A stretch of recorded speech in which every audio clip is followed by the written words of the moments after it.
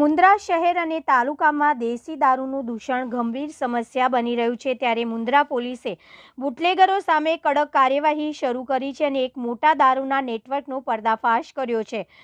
Pragpar police બાદ હવે મુન્દ્રા પોલીસે સિરાચા વિસ્તારમાં દરોડો પાડ્યો છે. સિરાચાથી નવી નાળ તરફ જતા માર્ગ પાલુ ગોપાલ ગઢવીની વાડીમાં દરોડા પાડીને પોલીસે 64,000 રૂપિયાની કિંમતના 320 લીટર દેશી દારૂ, એક દ્વિચક્રીય વાહન, મોબાઈલ ફોન જપ્ત કર્યો છે. આ કાર્યવાહીમાં 2 આરોપીઓની અટકાયત કરવામાં આવી છે. ઝડપાયેલા આરોપીઓ વિક્રમકુમાર બ્રહ્મદેવ તિવારી અને રાજદીપસિંહ દશરથસિંહ જાડેજાએ પોલીસ પૂછપરછમાં બુટલેગર ગજુભા ભીમાજી જાડેજા અને કિશનસિંહ દશરથસિંહ જાડેજાના સંચાલન હેઠળ ચાલતા સુવ્યવસ્થિત દારૂના નેટવર્ક વિશે મહત્વની માહિતી આપી હતી.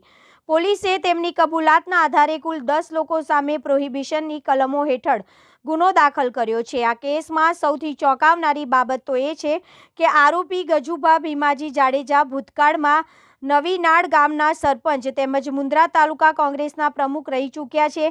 મુન્દ્રા પોલીસે ગજુભા જાડેજા, કિશનસિંહ દશરથસિંહ જાડેજા, ગોપાલ ગઢવી, પાલુ ગઢવી, તેજસ શંભુ પાંડે, શિવમ અને જગદીશ ચાવડા સહિત 8 આરોપીઓને પકડવા ચક્રો ગતિમાન કર્યા છે. કબજે કરવામાં આવેલા મુદ્દામાલમાં 320 લીટર દેશી દારૂ, કિંમત 64,000, મોબાઈલ 2 કિનાર 10,000 રૂપિયા, વાહન 20,000 રૂપિયા, કુલ 94,000 રૂપિયાનો મુદ્દામાલ કબજે કરવામાં આવ્યો છે.